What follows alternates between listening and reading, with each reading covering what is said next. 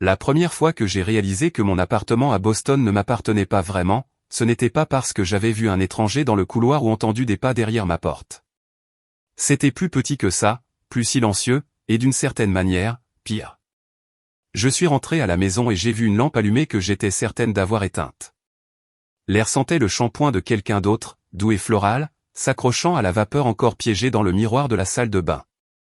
Mon plaid était plié de la façon dont ma mère plie les couvertures escoins serrés, bords parfaits comme si la pièce elle-même avait été corrigée pendant mon absence.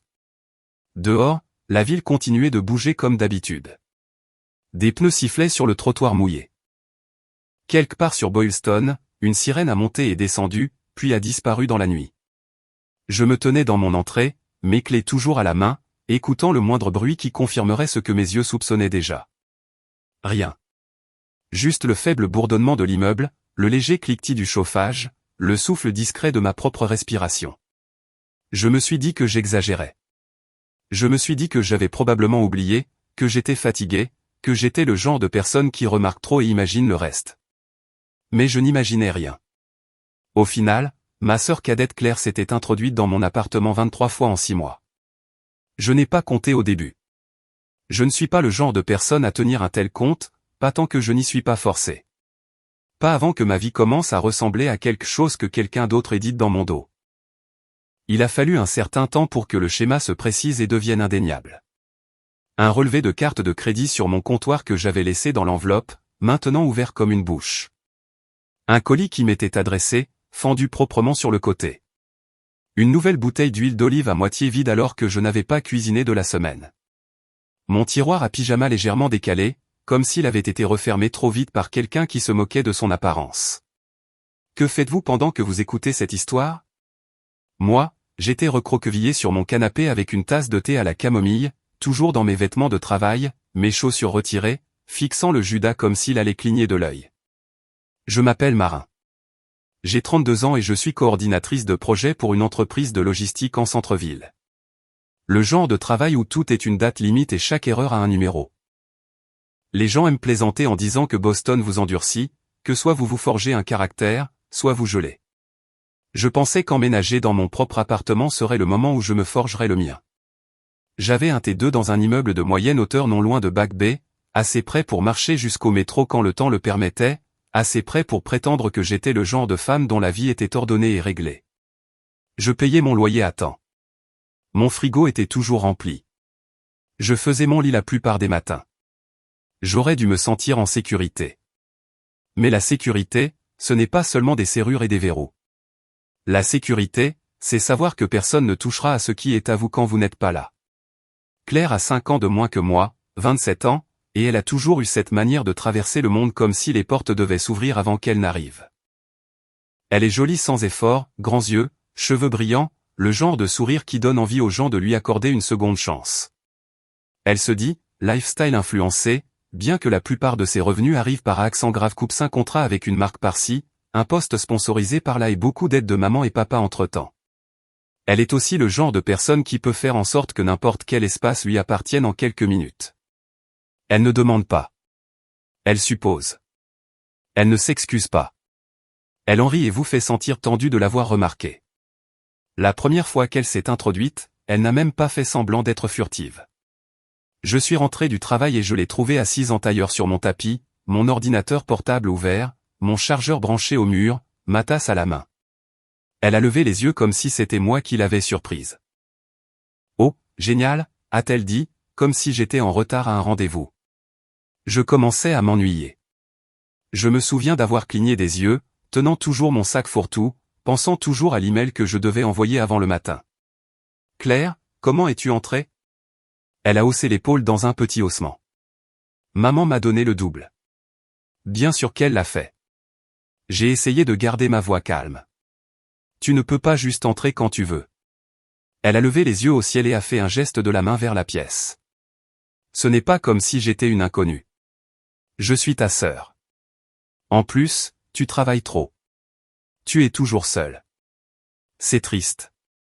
Elle a dit que c'était triste, comme si elle me diagnostiquait, comme si être seule chez moi était un symptôme. Et le fait est qu'une partie de moi voulait toujours être la personne raisonnable. La personne mature. Je me suis dit qu'elle était juste, Claire. Je me suis dit que je pouvais arranger ça avec une simple conversation. Alors j'ai appelé maman ce soir-là. J'ai dit, maman, j'ai besoin que tu reprennes le double de clés à Claire. Elle ne peut pas venir dans mon appartement sans demander. Maman a soupiré comme si je lui avais demandé de refinancer une maison. Marin, chérie, c'est la famille. Elle voulait sans doute juste prendre de tes nouvelles. Prendre de mes nouvelles. J'ai goûté les mots comme s'ils étaient amers. Elle utilisait mes affaires. Maman a fait ce petit bruit doux qu'elle fait quand elle est sur le point de transformer mes sentiments en quelque chose de gênant. Tu as toujours été sensible. Claire essaie juste d'être proche de toi. J'ai jeté un coup d'œil à ma table basse. Il y avait une trace de mascara sur une serviette, noire et négligente. Claire n'avait pas juste été proche de moi. Elle avait été dans mon espace, dans ma vie, laissant des empreintes que je ne pouvais pas effacer. Puis papa est intervenu un instant au téléphone, parce que maman passe toujours papa comme si c'était une façon de sceller la conversation. Il n'a pas dit grand-chose. Il ne le fait jamais. Marin, a-t-il dit, maintiens juste la paix. Ta mère a raison. Claire, c'est la famille. Maintenir la paix. C'est drôle comme cette expression signifie toujours la même chose. Cela signifie que je devrais ravaler mon malaise pour que personne d'autre n'ait à se sentir mal à l'aise. Après cela, les visites ont cessé d'être occasionnelles. Elles se sont transformées en autre chose. Quelque chose qui ressemblait à de la possession. Un après-midi, je suis rentré à la maison et mon courrier était empilé en une pile nette sur mon comptoir de cuisine. Pas comme je le laisse. Je le laisse en éventail désordonné parce que je suis toujours pressé. L'enveloppe du dessus, une lettre de la banque, avait été ouverte et soigneusement refermée. Le bord était encore rugueux là où la colle n'avait pas complètement pris. Mon estomac s'est glacé, comme quand on réalise qu'une limite a déjà été franchie et que l'on ne fait que découvrir l'empreinte maintenant. Je suis resté là à fixer cette enveloppe, essayant de décider si j'exagérais, comme tout le monde me le disait toujours. Je me suis dit que je l'avais peut-être ouverte et oubliée. Que je perdais peut-être la tête. Puis j'ai vu la deuxième enveloppe, une facture médicale. Également ouverte. La troisième, un courrier indésirable, intact. Claire avait choisi. Elle avait lu ce qui était important. Un autre jour, c'était mes tiroirs de commode. Je connais mes tiroirs. Je sais comment mes pulls sont posés, pliés en piles douces, et comment mon tiroir à chaussettes est bourré de paires dépareillées parce que je n'ai jamais la patience de les trier. Je suis rentré et j'ai trouvé mon tiroir à lingerie poussé un peu trop loin. Le coin d'une bretelle de soutien-gorge était coincé dans l'espace comme s'il essayait de demander de l'aide. Rien ne manquait. Cela a presque rendu les choses pires. Cela signifiait qu'elle ne volait pas. Elle cherchait. Elle me rappelait qu'elle le pouvait. Puis ce fut la cuisine. Épices réarrangées. Mon huile d'olive déplacée de l'arrière vers l'avant. Ma tasse préférée, celle avec le bord ébréché que je garde parce qu'elle donne au thé un goût de réconfort, posée dans l'évier avec du rouge à lèvres sur le bord. Claire ne boit pas de thé. Claire boit du café glacé et appelle ça une personnalité. Chaque fois, je ressentais la même montée lente de panique. Pas une panique bruyante. Une panique prudente. Le genre qui s'installe dans votre poitrine et vous fait marcher dans votre propre maison comme si vous vous introduisiez chez quelqu'un d'autre. J'ai commencé à me tester, comme une personne qui ne peut pas faire confiance à sa propre mémoire. Je laissais un stylo sur mon bureau selon un certain angle. Je plaçais un élastique à cheveux sur le comptoir de la salle de bain. Je glissais un reçu dans un livre de cuisine. Et puis je rentrais et trouvais le stylo déplacé, l'élastique à cheveux disparu, le reçu posé sur le livre de cuisine comme si quelqu'un voulait que je le remarque. Ce n'était pas seulement que Claire venait. C'était qu'elle voulait que je sache qu'elle était là. Le pire, c'était la facilité avec laquelle elle en parlait lorsque je la confrontais. Je l'ai surprise un soir alors qu'elle s'introduisait alors que j'étais à la maison. J'étais debout dans le couloir en chaussettes, mon cœur battait déjà la chamade avant même que le verrou ne clique, parce que mon corps apprenait la peur comme il apprend le temps qu'il fait. Elle est entrée avec un sac fourre-tout et un sourire narquois. « Coucou », a-t-elle dit. J'ai apporté ma lampe annulaire. J'ai besoin de ta fenêtre pour une séance photo. Ton appartement a une meilleure lumière que le mien. Tu ne peux pas continuer à faire ça, ai-je dit. Ma voix m'a surprise. Elle semblait plus ferme que je ne me sentais. Claire a cligné des yeux comme si elle ne m'avait pas bien entendu. Marin, sérieusement. J'ai levé mes clés, comme une personne brandit une petite arme. Je te demande d'arrêter de venir ici. Tu as ouvert mon courrier. N'importe quoi. Elle a ri, rapide et claire, comme si j'avais raconté une blague. Tu exagères. Mon Dieu, tu exagères toujours. Ce rire m'a fait quelque chose. Ma peau s'est sentie trop serrée. La pièce a basculé. Parce que ce n'était pas seulement un rejet. C'était le même regard qu'elle me lançait quand nous étions enfants lorsque je la suppliais d'arrêter de prendre mes affaires, le même regard qui disait que mon malaise était un divertissement. J'ai essayé une fois de plus. J'ai besoin que tu me rendes la clé. Elle a agité la main comme si elle chassait une mouche. Maman a dit que je pouvais l'avoir. Si tu veux te battre à ce sujet, bats-toi avec maman. Et voilà. Le triangle. Claire bien cachée derrière maman, et papa quelque part en arrière-plan, faisant semblant de ne pas entendre le bruit. Je me suis disputé avec maman. Pas en criant, pas de manière dramatique, juste fermement. Maman, ai-je dit, je ne fais pas ça. Je suis une adulte. C'est ma maison. J'ai besoin de récupérer ma clé auprès de Claire. La voix de maman est devenue sèche. Marin, ne me force pas à choisir entre mes filles. J'ai failli rire alors, parce qu'elle avait déjà choisi. Elle avait choisi il y a longtemps. Mais tout ce que j'ai dit fut, je ne te demande pas de choisir. Je te demande de me respecter. Papa a repris le téléphone en arrière-plan, son ton fatigué. Marin, s'il te plaît. Laisse tomber. Ta mère a déjà assez de stress. Assez de stress. Il s'agissait toujours du stress de maman. Jamais de ma sécurité. Jamais de mon droit de respirer chez moi sans me demander qui était passé avant. Cette nuit-là, je me suis assise sur le bord de mon lit et j'ai écouté la ville dehors. Des voitures qui passent. Le klaxon lointain d'un train. Le faible boom de la musique de quelqu'un à travers le mur. Des sons ordinaires, mais ils donnaient l'impression qu'ils se produisaient dans un monde que je ne pouvais pas tout à fait atteindre. Dans mon monde, le verrou ne signifiait pas ce qu'il était censé signifier. J'aimerais pouvoir vous dire que je me suis levé et que j'ai réglé le problème tout de suite. Que j'ai marché jusqu'à la maison de mes parents, repris la clé, et établi la loi comme une femme sans peur dans un film. Mais la vérité est que j'essayais toujours de croire que je pouvais gérer ça en douceur. J'essayais toujours de croire que ma famille m'entendrait si je trouvais les bons mots. Je me suis dit que ça se calmerait. Je me suis dit que Claire se lasserait. Je me suis dit que maman finirait par voir à quel point c'était sérieux. Je me suis dit que papa finirait par intervenir. Je me suis dit beaucoup de choses, principalement parce que l'alternative était d'admettre quelque chose qui me serrait la gorge, que ma petite sœur ne me voyait pas comme une personne ayant sa propre vie. Elle me voyait comme une extension d'elle-même, une ressource, un endroit où se servir quand cela lui convenait. Et si je suis honnête, le plus effrayant n'était pas que Claire continuait de venir. C'est que j'avais commencé à caler mes journées autour d'elle. Je rentrais tôt pour la prendre sur le fait. Je restais tard au travail pour éviter de rentrer dans une autre surprise. Je vérifiais mon courrier comme si c'était une preuve. Je vivais comme quelqu'un qui ne possédait pas entièrement sa propre vie.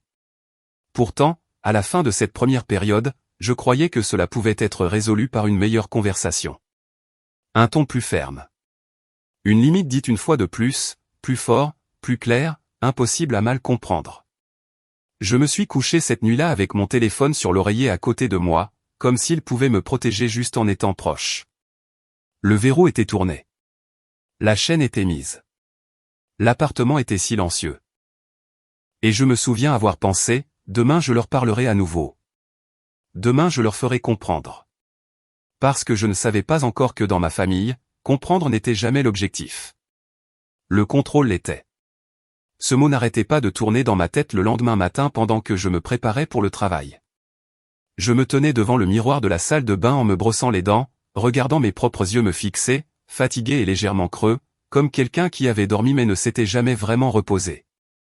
J'ai pensé à la nuit d'avant, à la facilité avec laquelle mes inquiétudes avaient été balayées, et j'ai compris que rien de tout cela n'avait réellement commencé dans mon appartement. Cela avait commencé il y a des années, bien avant que j'aie un bail ou un double de clés pour me disputer. Claire avait toujours été spéciale dans notre maison. Pas de la manière tranquille, pas de la manière qui demande patience ou compréhension. Elle était spéciale de la manière bruyante, la manière qui pliait les règles autour d'elle sans que personne n'admette qu'elles étaient pliées. Si elle oubliait ses devoirs, maman blâmait l'enseignant de ne pas avoir été claire. Si elle ne rentrait pas à l'heure, papa disait que c'était bien qu'elle ait des amis. Si elle s'énervait contre moi ou prenait quelque chose qui n'était pas à elle, c'était balayé comme une phase, ou pire, comme de la confiance en soi. J'ai appris très tôt qu'il y avait deux ensembles d'attentes dans notre famille. L'un était léger et flexible, fait d'avertissements doux et de seconde chance. Celui-là appartenait à Claire. L'autre était lourd, exigeant, plein de tu devrais et de pourquoi n'as-tu pas. Celui-là m'appartenait. Quand j'étais adolescente, Claire pouvait quitter sa chambre qui ressemblait à une tempête, vêtements par terre, maquillage étalé sur la commode, collation à moitié mangée laissée sous le lit. Maman riait et disait qu'elle était créative. Si ma chambre ressemblait à ça, on me disait de la nettoyer immédiatement parce que je devrais savoir mieux. Si Claire élevait la voix, c'était de la passion. Si je le faisais, c'était un manque de respect. Je ne pense pas que mes parents se soient assis et aient décidé cela. Je pense que cela s'est produit comme la plupart des systèmes injustes, tranquillement, par des habitudes et des excuses et le chemin de la moindre résistance. Claire avait besoin de plus d'attention, disait-il. Claire était sensible. Claire avait plus de difficultés. Et quelque part en chemin, je suis devenue celle qui pouvait gérer les choses, ce qui signifiait que j'étais celle qui devait le faire. Cette dynamique n'a jamais vraiment changé, même après que nous ayons toutes les deux grandi. Elle a juste trouvé de nouveaux endroits où vivre. La semaine après avoir confronté Claire à propos de mon appartement, j'en ai reparlé chez mes parents.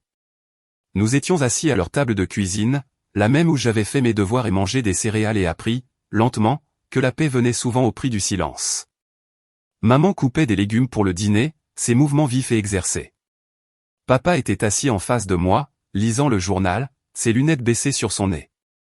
Je leur ai dit, calmement, que Claire s'introduisait dans mon appartement sans permission. J'ai dit que ce n'était pas normal. J'ai dit que cela me rendait mal à l'aise. Maman n'a même pas levé les yeux. Elle a dit que c'était une petite chose et que les familles partagent. Elle a dit que j'exagérais. Elle a dit que Claire s'inquiétait pour moi. J'ai senti quelque chose se serrer dans ma poitrine. Je lui ai demandé pourquoi s'inquiéter signifiait ouvrir mon courrier et fouiller dans mes tiroirs. Maman a marqué une pause alors, le couteau au-dessus de la planche a découpé, et a soupiré comme si j'étais difficile exprès. Elle a dit que Claire ne voulait probablement pas dire de mal. Elle a dit que je ne devrais pas supposer le pire. Papa a bougé sur sa chaise. Il a plié le journal et l'a mis de côté, mais il n'a pas croisé mon regard. Il a dit que je devrais essayer de m'entendre avec elle, que la vie était trop courte pour ce genre de conflit. Il a dit, ta mère a déjà assez de stress. Assez de stress. La phrase est tombée comme un poids familier. J'ai réalisé à cet instant que mon malaise avait déjà été catalogué comme moins important que de maintenir les choses fluides. Moins important que Claire se sente interpellée. Moins important que maman doive admettre quelque chose de désagréable sur la façon dont elle nous avait élevés. En rentrant à la maison ce soir-là, j'ai repassé la conversation dans ma tête, comme on repasse quelque chose que l'on aurait aimé gérer différemment. J'ai pensé à toutes les fois où on m'avait dit d'être la plus grande, de laisser tomber, de comprendre. La compréhension, dans ma famille, n'allait toujours que dans une direction. J'ai décidé d'essayer quelque chose de pratique. Quelque chose de simple. Si les mots ne fonctionnaient pas, les actions le feraient peut-être. Le lendemain matin, j'ai appelé un serrurier pendant ma pause déjeuner. J'ai pris une demi-journée de congé et je l'ai rencontré à mon appartement.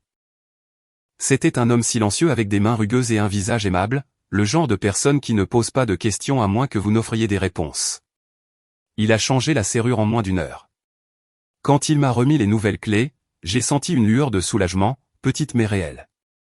Voilà, me suis-je dit, à quoi ressemblait le fait de reprendre le contrôle. J'ai envoyé un SMS à maman pour lui faire savoir que j'avais changé les serrures et que Claire n'avait plus accès. Je n'ai pas accusé. Je n'ai pas expliqué. J'ai juste déclaré le fait. La réponse est venue presque immédiatement. Maman a appelé. J'ai pu entendre la colère dans sa voix avant même qu'elle ne prononce mon nom. Elle m'a demandé comment j'avais pu faire une chose pareille sans lui en parler. Elle a dit que j'humiliais Claire. Elle a dit que j'agissais de manière paranoïaque. Je lui ai dit, encore une fois, que c'était ma maison. Je lui ai dit que j'avais besoin d'intimité. Je lui ai dit que je ne demandais pas la permission. Il y a eu un long silence sur la ligne, le genre qui semble intentionnel. Puis elle a dit qu'elle ne pouvait pas croire que je tournais le dos à ma famille. Elle a dit que Claire était blessée. Elle a dit que je rendais les choses plus difficiles qu'elles ne devaient l'être. Papa a pris le téléphone ensuite. Sa voix était plus calme, presque suppliante. Il a dit, Marin, s'il te plaît. Tu sais comment est ta mère. Donne-lui juste la clé pour les urgences. Urgence. Je lui ai demandé quel genre d'urgence exigeait que Claire ouvre mes relevés bancaires. Il n'a pas répondu à cela. Il a juste répété que je ne devrais pas en faire un plus grand problème que ce que c'était. J'ai raccroché, me sentant tremblante, mais aussi étrangement lucide. Pour la première fois, j'avais fait quelque chose de concret pour me protéger. Je me suis dit qu'une fois le choc initial passé, tout le monde se calmerait. Je me suis dit que cela remettrait les choses à zéro. Ce ne fut pas le cas. 2 jours plus tard, je suis rentré du travail et j'ai trouvé Claire assise sur mon canapé comme si rien ne s'était passé. Elle a levé les yeux de son téléphone et a souri. Avant même que je puisse demander comment elle était entrée, elle a brandi un morceau de métal familier. La clé de rechange. Ma clé de rechange. Maman me l'a rendue, a-t-elle dit. Tu as oublié qu'elle en avait une aussi. J'ai senti la chaleur monter à mon visage, la colère et l'incrédulité s'en mêlant. J'ai demandé à Claire pourquoi elle pensait que c'était normal. Elle a haussé les épaules, complètement indifférente. Parce que ce n'est pas grave. Maman a dit que tu dramatisais. Papa a dit que ça te passerait. Le voilà. Le règlement, énoncé à voix haute enfin. Mes limites étaient facultatives. Mes sentiments étaient négociables. Et Claire avait reçu l'autorité de décider ce qui était quoi. J'ai appelé maman tout de suite, debout dans mon salon pendant que Claire regardait, amusée. Je lui ai demandé pourquoi elle avait rendu la clé. Maman n'a pas nié. Elle a dit qu'elle n'allait pas me laisser rejeter Claire. Elle a dit que c'était injuste. Elle a dit qu'elle savait ce qui était le mieux. Je lui ai dit qu'elle n'avait plus le droit de décider cela. Sa voix s'est durcie. Elle a dit que si je continuais à agir ainsi, j'allais déchirer la famille. Cette phrase est restée avec moi longtemps après la fin de l'appel, car elle plaçait toute la responsabilité directement sur mes épaules, comme si le problème n'était pas le comportement, mais mon refus de le tolérer. Comme si l'harmonie n'existait que lorsque je restais silencieuse. Claire est finalement partie ce soir-là, non pas parce qu'elle avait compris, mais parce qu'elle s'était ennuyée. Elle m'a embrassé la joue en partant et m'a dit de me détendre. Elle a dit que je m'inquiétais trop. Après son départ, je suis resté assis seul sur mon canapé et j'ai regardé autour de mon appartement, j'ai vraiment regardé. Les meubles que j'avais choisis. Les photos au mur. Le calme qui s'installait une fois la porte fermée. Cet espace était censé être la preuve que j'avais construit ma propre vie. Au lieu de cela, il me rappelait à quel point il pouvait facilement m'être retiré. Cette nuit-là, j'étais couché dans mon lit, écoutant les bruits de l'immeuble, chaque pas dans le couloir faisant bondir mon cœur. J'ai réalisé que je n'étais plus simplement mal à l'aise. J'étais à cran dans un endroit censé m'abriter.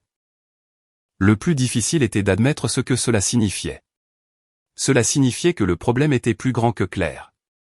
Cela signifiait que l'appartement n'était que le dernier théâtre d'un schéma familial qui durait depuis des décennies. Un schéma où un enfant était protégé à tout prix, et l'autre était censé absorber les dégâts en silence. Alors que je fixais le plafond, j'ai senti quelque chose changer en moi. Pas encore résolu, pas une colère assez vive pour agir. Juste une lourde compréhension qui s'installait.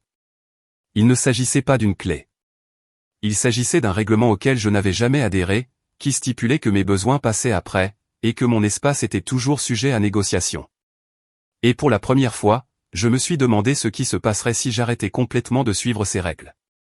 Je ne connaissais pas encore la réponse.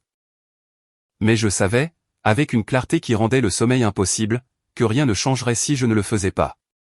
Je me suis demandé ce qui se passerait si j'arrêtais complètement de suivre ces règles. Cette question m'a accompagné toute la semaine suivante alors que je faisais une petite valise pour un voyage de travail. Rien de dramatique, juste quelques jours hors de la ville pour un examen logistique avec l'un de nos partenaires régionaux.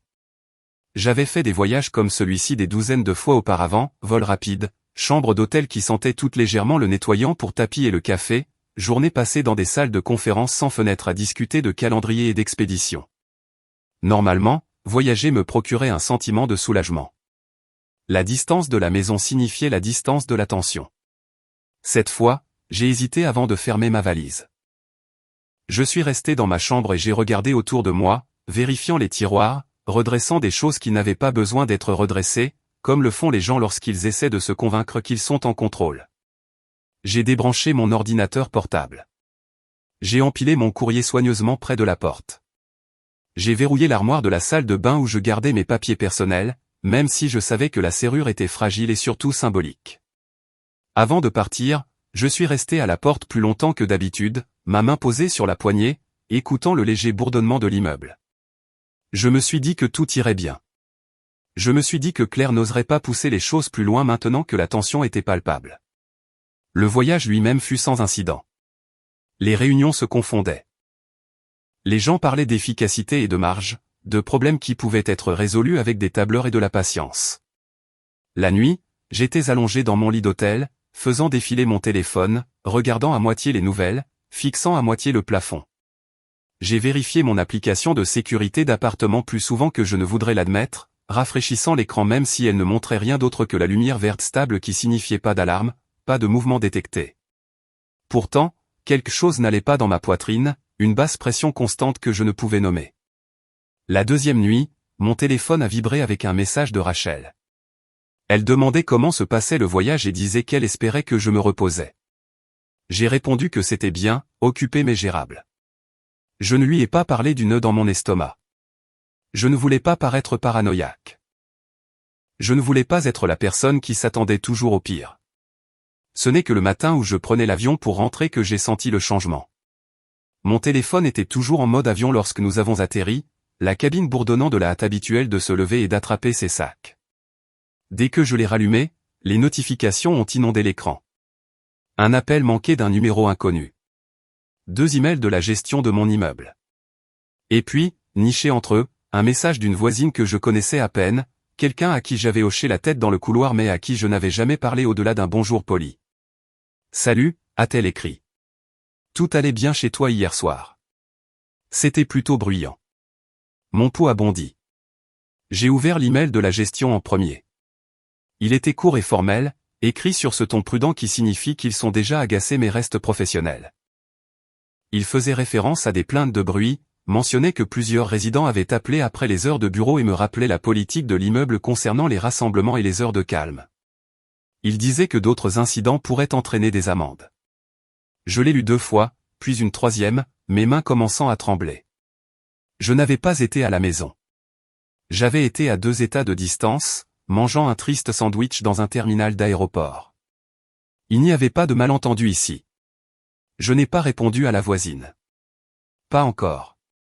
J'ai traîné ma valise hors de l'avion et j'ai traversé le terminal, les bruits de roues qui roulent et les annonces aériennes se pressant sur moi.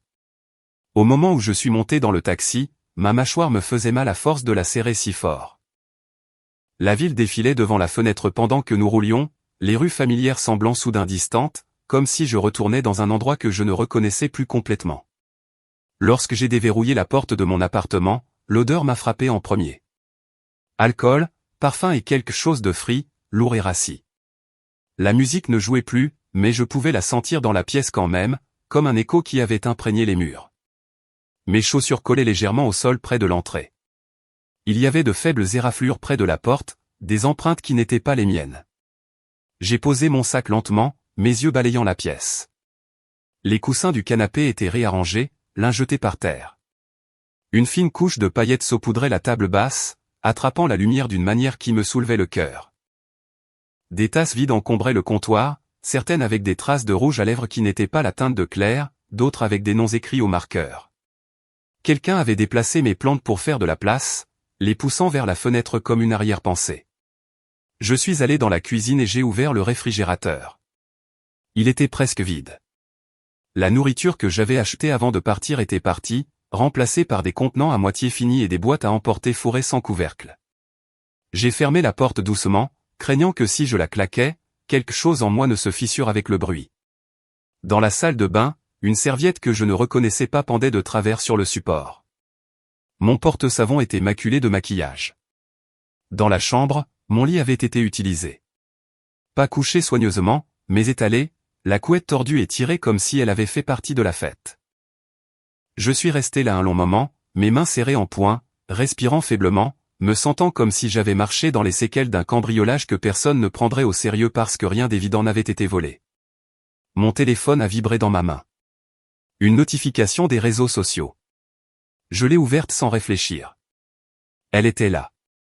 Une vidéo publiée sur le compte de Claire. La caméra balayait mon salon, lumière tamisée, musique qui bat, gens qui rient et lèvent des verres. La légende disait quelque chose de léger sur le fait d'organiser une fête chez moi, avec un emoji cœur et une balise de localisation qui n'était pas la mienne mais suffisamment proche pour que quiconque me connaisse la reconnaisse. Dans les commentaires, les gens plaisantaient sur la chance qu'elle avait d'avoir un si bel espace. Quelqu'un a demandé si elle venait d'emménager. Claire a répondu avec un visage rieur et a dit quelque chose sur le fait d'avoir enfin un endroit qui lui ressemblait. Mes mains sont devenues engourdies. J'ai regardé la vidéo à nouveau, plus lentement cette fois. J'ai vu mon canapé, mon tapis, ma lampe. J'ai vu des étrangers danser là où je m'asseyais habituellement avec un livre après le travail. Mon appartement était devenu une toile de fond, un accessoire dans l'histoire de quelqu'un d'autre, dépouillé de tout lien avec moi. J'ai appelé Claire. Elle a décroché à la deuxième sonnerie, sa voix vive et décontractée, comme si nous nous rattrapions autour d'un café. « Salut. Qu'est-ce que tu as fait dans mon appartement hier soir ?» ai-je demandé. Ma voix semblait lointaine, comme si elle appartenait à quelqu'un d'autre. Elle a ri. « Détends-toi. On a juste invité quelques personnes. » Quelques personnes. Je lui ai parlé de l'email de la gestion. Je lui ai parlé des plaintes. Je lui ai dit que je pouvais recevoir une amende. Elle a soupiré, de manière exagérée, comme si je l'ennuyais. Oh mon Dieu, Marin. C'était juste une nuit. Tout le monde s'amusait. Tu devrais être reconnaissante que ton appartement soit assez bien pour recevoir. Je lui ai dit qu'elle n'en avait pas le droit. Je lui ai dit qu'elle avait dépassé les bornes. Elle m'a coupé la parole. Tu dramatises. C'est du bon contenu. Les gens ont adoré. Du bon contenu. J'ai regardé le désordre autour de moi, les bouteilles vides et les paillettes sur ma table, et j'ai senti quelque chose de froid s'installer dans ma poitrine. Ce n'était pas seulement de la négligence. C'était un sentiment de droit. C'était l'hypothèse que mon espace existait pour servir ses besoins, son image, son public. J'ai raccroché avant de dire quelque chose que je ne pourrais pas reprendre. Maman a appelé quelques minutes plus tard, parce que bien sûr qu'elle l'a fait. Elle avait vu la vidéo. Elle m'a dit que je ne devrais pas être si contrarié. Elle a dit que Claire s'amusait simplement. Elle a dit que l'immeuble réagissait de manière excessive. Je lui ai dit que la gestion avait envoyé un avertissement formel. Je lui ai dit que mes voisins étaient en colère. Maman a fait ce bruit à nouveau, celui qui signifiait qu'elle était sur le point d'arranger les choses à mes dépens. Eh bien, a-t-elle dit, peut-être que la prochaine fois, tu pourrais expliquer tes règles à Claire plus clairement. La prochaine fois. Comme s'il s'agissait d'un problème de planification. Papa n'a pas appelé. Il ne le faisait jamais quand les choses étaient inconfortables. Je pouvais l'imaginer assis dans son fauteuil, entendant maman parler, décidant que le silence était plus facile que d'intervenir. Après avoir raccroché, je me suis assise au bord de mon lit et j'ai regardé la pièce, je l'ai vraiment regardée.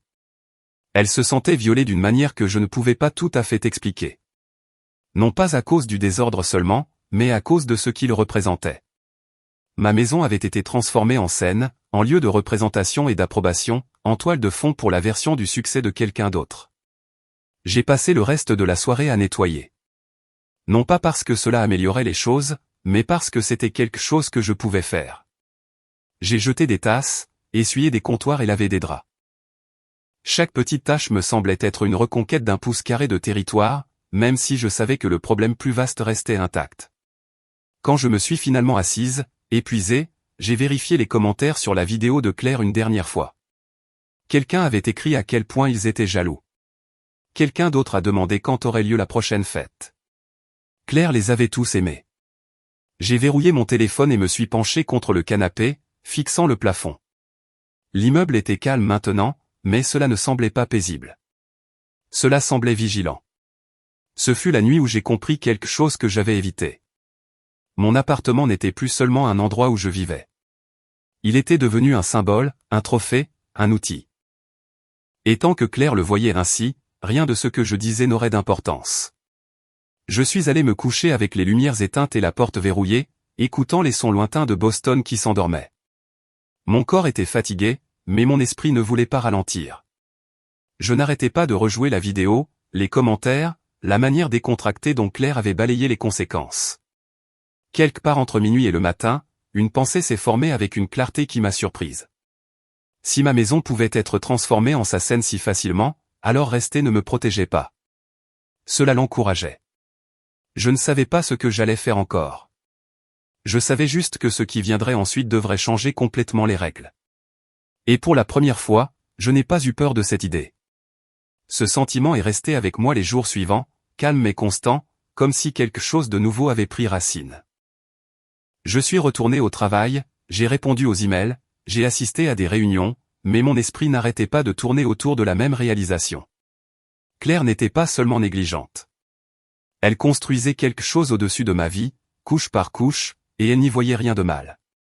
J'ai découvert Jared par accident. Maman m'a appelé un après-midi alors que je préparais le dîner, la poêle grésillant doucement lorsque les oignons ont touché l'huile chaude. Sa voix avait ce ton léger, presque excité qu'elle prend quand elle pense avoir de bonnes nouvelles. Elle m'a dit que Claire voyait quelqu'un de nouveau. Son nom était Jared. Il travaillait dans l'analyse immobilière, a-t-elle dit, et sa famille était très aisée. Elle l'a dit comme si cela importait, comme si cela expliquait quelque chose d'important. J'ai hoché la tête même si elle ne pouvait pas me voir. J'ai demandé depuis combien de temps ils étaient ensemble. Maman a dit pas longtemps, mais que c'était sérieux. Elle a dit que Claire essayait vraiment cette fois. Essayer quoi? Je n'ai pas demandé. Je connaissais déjà la réponse. Puis maman a ajouté quelque chose qui a figé ma main au-dessus de la cuisinière. Elle a dit que Jared aimait l'appartement de Claire. Elle a dit qu'il trouvait impressionnant que Claire ait réussi à acheter un appartement à Boston à son âge. La pièce est devenue silencieuse à l'exception du brûleur. J'ai baissé le feu lentement. J'ai demandé à maman ce qu'elle voulait dire. Elle a hésité, juste un battement de trop. Puis elle a dit que Claire avait dit à Jared que l'appartement était le sien. Elle a dit que c'était juste une petite exagération. Elle a dit qu'il n'y avait aucun mal à cela.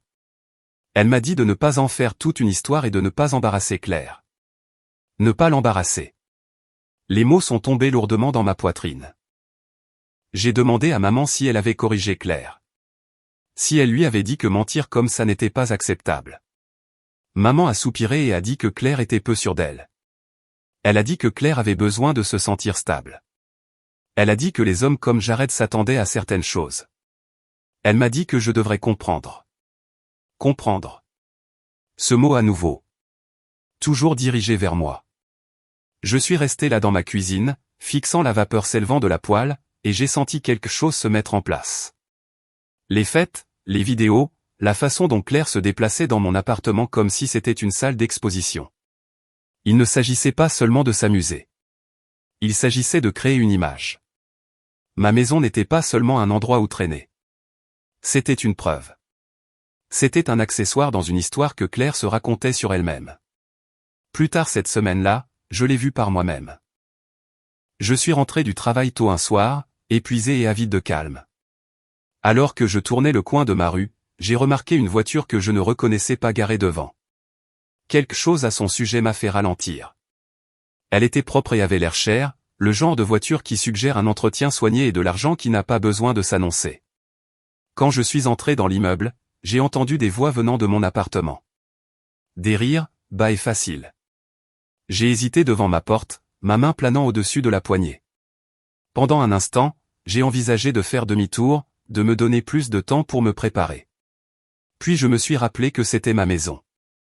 J'ai ouvert la porte. Claire était là, bien sûr, perchée sur mon canapé comme si elle était chez elle. À côté d'elle était assis un homme que je n'avais jamais vu auparavant. Il s'est levé dès que je suis entré, grand, bien habillé, confiant de la manière dont les gens le sont lorsqu'ils n'ont jamais eu à douter de leur place dans une pièce. Claire rayonnait. Marin, a-t-elle dit, comme si c'était une surprise. Voici Jared. Il m'a souri, poli mais évaluant, ses yeux se déplaçant rapidement sur l'espace, puis revenant à mon visage. Il a dit qu'il était ravi de me rencontrer. Il a dit que Claire lui avait tant parlé de l'appartement. L'appartement. Pas mon appartement.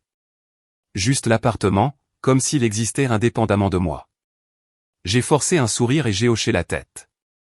J'ai dit bonjour. Je ne l'ai pas corrigé. Pas encore. Je ne savais pas comment, pas à ce moment-là, avec Claire qui me regardait si attentivement. Claire s'est lancée dans une histoire sur la difficulté qu'il y avait eu à trouver un endroit dans la ville, à quel point le marché était compétitif, à quel point elle était fière de ce qu'elle avait réussi à faire.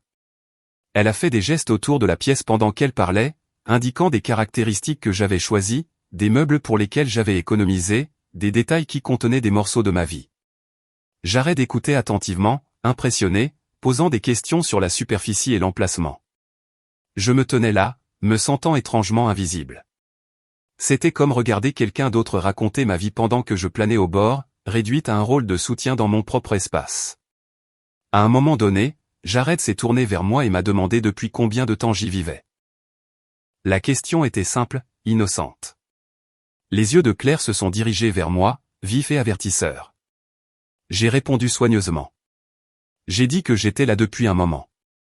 J'ai dit que j'aimais le quartier.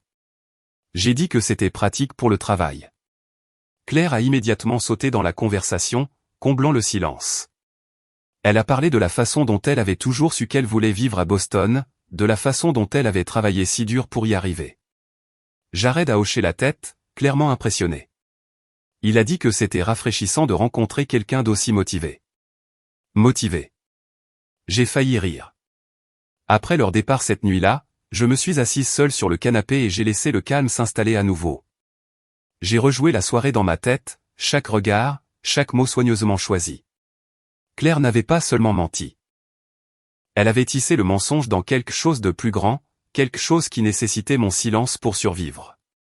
J'ai rappelé maman, bien qu'une partie de moi savait déjà comment cela se passerait. Je lui ai raconté ce qui s'était passé. Je lui ai dit que Claire avait présenté mon appartement comme le sien, juste devant moi. La réponse de maman a été immédiate et tranchante. Elle m'a demandé pourquoi je ne pouvais pas simplement laisser Claire avoir ça. Elle a dit que Claire avait enfin quelque chose qui marchait pour elle. Elle a dit que je n'avais pas besoin de tout corriger. Je lui ai demandé pourquoi il était de ma responsabilité de soutenir un mensonge qui m'effaçait. Maman a dit que j'étais égoïste. Elle a dit que Jared n'avait pas besoin de connaître tous les détails. Elle a dit que je ne devrais pas interférer. Papa était à nouveau en arrière-plan, sa voix distante. Il m'a dit de laisser tomber. Il a dit que cela ne ferait que causer des problèmes. Il a dit que Claire finirait par m'en faire. Finirait par m'en faire. Claire avait 27 ans, et mes parents la protégeaient toujours des conséquences de ses choix. J'ai raccroché en me sentant vide. C'était une chose d'avoir mon espace envahi. C'en était une autre d'avoir mon identité tranquillement réécrite pour que quelqu'un d'autre paraisse mieux. Au cours des semaines suivantes, le schéma est devenu plus clair. Claire amenait Jared plus souvent. Elle traitait mon appartement comme une salle d'exposition, rangeant avant son arrivée, allumant des bougies, ouvrant les fenêtres. Elle a posté plus de vidéos, plus de photos, soigneusement recadrées pour montrer juste assez de l'espace pour vendre l'histoire qu'elle racontait. Les commentaires affluaient, pleins d'admiration et d'envie. À chaque fois, je me sentais un peu rétrécir. Non pas parce que je croyais le mensonge, mais parce que tout le monde autour de moi semblait l'accepter comme inoffensif. Comme nécessaire. Comme quelque chose que je devais tolérer pour le bien de la paix. J'ai aussi commencé à remarquer les fissures dans la confiance de Claire. La façon dont elle vérifiait les réactions de Jared. La façon dont elle riait trop fort à ses blagues. La façon dont elle mentionnait sa famille, ses relations, ses attentes. Elle construisait une version d'elle-même qu'elle pensait qu'il respecterait, et mon appartement en était la fondation. Un soir, après le départ de Jared, je l'ai abordé calmement. Je lui ai dit qu'elle ne pouvait pas continuer à dire aux gens que l'appartement était le sien. Je lui ai dit que c'était mal. Elle m'a regardé comme si je l'avais trahi. Elle m'a demandé pourquoi j'essayais toujours de lui faire honte. Elle a dit que je ne comprenais pas comment les choses fonctionnaient. Elle a dit que si je tenais à elle le moins du monde, je l'aiderais. L'aider à mentir. L'aider à s'élever. L'aider à mes dépens.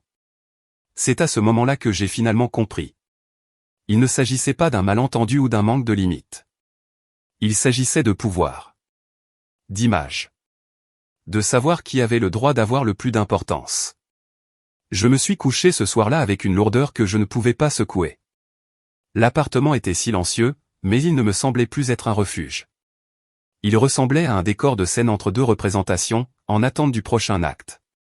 Tandis que je fixais le plafond, j'ai réalisé quelque chose qui m'a serré la poitrine. Si Claire était prête à m'effacer pour impressionner un homme qu'elle connaissait à peine, alors cela n'allait jamais s'arrêter tout seul. Et tout ce qui allait suivre allait faire du mal à quelqu'un. Je ne savais juste pas encore qui ce serait. C'est arrivé un mercredi, le genre de jour de semaine qui semble habituellement oubliable, ciel gris, trottoir humide, l'air sentant la pluie qui ne pouvait pas se concrétiser. Mon travail m'a laissé partir tôt parce qu'un appel client avait été repoussé, et j'aurais dû me sentir chanceuse. Au lieu de cela, j'ai ressenti cette familiarité de tiraillement dans mon estomac, l'appréhension silencieuse qui avait commencé à vivre sous mes côtes depuis que Claire avait commencé à traiter ma maison comme une ressource familiale partagée. Dans le train du retour, j'ai regardé les gens se balancer avec le mouvement, les visages fatigués, les yeux fixés sur leur téléphone. Une femme en face de moi tenait un sac de course sur ses genoux comme s'il était fragile. Un homme en costume tapait du pied, impatient. Personne ne regardait personne d'autre. Boston a cette manière de vous faire sentir entouré et seul en même temps. Je n'arrêtais pas de penser à mon appartement, à savoir si les lumières seraient allumées, si autre chose aurait été déplacée. J'ai essayé de me dire que j'étais dramatique, mais ce mensonge avait commencé à avoir un goût rance. Quand je suis arrivé à mon immeuble, le hall était silencieux. La réception était occupée, par un jeune homme que je reconnaissais de vue mais pas de nom. Il a hoché la tête alors que je passais, comme s'il m'avait vu une centaine de fois. J'ai attendu l'ascenseur et j'ai regardé mon reflet dans les portes en métal brossé.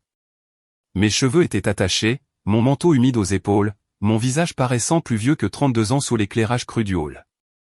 J'avais l'air de quelqu'un qui aurait dû avoir sa vie sous contrôle. La montée en ascenseur m'a semblé trop lente. Le bourdonnement du moteur, la musique douce diffusée, l'odeur du parfum de quelqu'un d'autre qui persistait depuis plus tôt. Lorsque je suis sorti à mon étage, j'ai remarqué quelque chose de petit qui a ralenti mes pas, une légère éraflure près de ma porte, assez fraîche pour capter la lumière. Comme si quelqu'un avait déplacé ses pieds là, attendant, faisant les 100 pas, ou hésitant. Je me suis dit que ça pouvait être n'importe qui, un voisin, un livreur. Mon esprit essayait toujours d'accorder le bénéfice du doute. J'ai mis ma clé dans la serrure et l'ai tournée.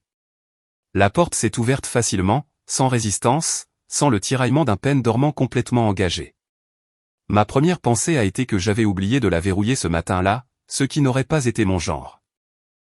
Ma deuxième pensée est venue juste après, plus froide et plus tranchante, quelqu'un d'autre l'avait déverrouillée. À l'intérieur, l'appartement était silencieux. Pas de musique, pas de voix. Les rideaux étaient à moitié ouverts, laissant entrer la lumière terne de l'après-midi. L'air sentait la vanille, une des bougies que Claire aimait, le genre qu'elle n'achetait jamais pour elle-même mais qu'elle semblait toujours avoir quand elle était dans mon espace. Je suis entré et j'ai refermé la porte derrière moi lentement, écoutant. Rien. Mon salon avait l'air presque trop soigné, comme si quelqu'un avait nettoyé pour des invités. Les coussins étaient gonflés d'une manière que je n'aurais jamais pris la peine de faire. Ma table basse était dégagée à l'exception d'un magazine glacé auquel je n'étais pas abonné. Un vase de tulipes bon marché de supermarché était posé sur mon comptoir, toujours dans la pochette en plastique, comme un accessoire de décor. J'ai posé mon sac et j'ai traversé l'appartement de la manière dont on traverse un endroit qui a été touché par quelqu'un d'autre, prudente, alerte, essayant de ne pas réagir trop vite. Claire n'était pas là. Cela aurait dû me soulager. Au lieu de cela, cela m'a serré l'estomac, car cela signifiait qu'elle avait été là récemment et qu'elle était partie. Cela signifiait qu'elle avait arrangé mon espace dans un but qui ne nécessitait pas sa présence. Puis j'ai entendu frapper. Pas à ma porte. Sur le mur. Un léger coup, comme quelqu'un qui testait si j'étais à la maison. Le son venait du côté du couloir, proche, et mon pouls a bondi. Je suis resté immobile, essayant de localiser d'où il venait. Puis il y a eu un autre son, plus doux, le léger clic de la clé de quelqu'un dans une serrure à proximité, puis des pas sur le tapis du couloir à l'extérieur de ma porte. Quelques secondes plus tard, on a vraiment frappé à ma porte. Je n'ai pas bougé tout de suite. J'ai retenu mon souffle, écoutant le rythme, l'intention. C'était régulier, confiant, pas le coup hésitant d'un livreur. Celui qui frappait supposait que j'allais répondre. J'ai marché jusqu'à la porte et j'ai regardé par le Judas. Un homme se tenait là, grand, portant un manteau sombre qui semblait cher sans le vouloir. Ses cheveux étaient bien coiffés. Il tenait son téléphone dans une main, le regardant comme s'il vérifiait un message, puis remontant le regard vers ma porte. Il avait l'air agacé, pas inquiet. J'ai su qui il était avant d'ouvrir la porte. Jared. J'aurais dû la garder fermée. J'aurais dû l'ignorer. Mais une partie de moi avait besoin de voir jusqu'où le mensonge avait voyagé. J'avais besoin de savoir quel genre de personne se tiendrait à ma porte comme s'il était chez lui.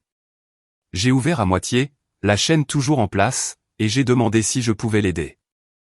Jared m'a regardé, puis au-delà de moi, comme s'il essayait de confirmer quelque chose. Ses yeux ont rapidement survolé mon épaule vers mon salon, observant les tulipes, les coussins bien rangés, le magazine. Il a souri, mais ce n'était pas chaleureux. C'était le sourire de quelqu'un qui pensait avoir compris la situation. Il a dit qu'il cherchait Claire. Je lui ai dit que Claire n'était pas là. Ses sourcils se sont légèrement levés. Pas là?